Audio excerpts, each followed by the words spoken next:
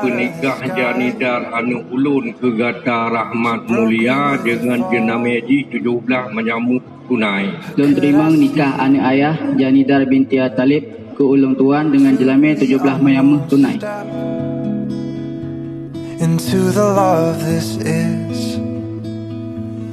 All my heart is on her sleeve, and this blood is washing clean through my lungs.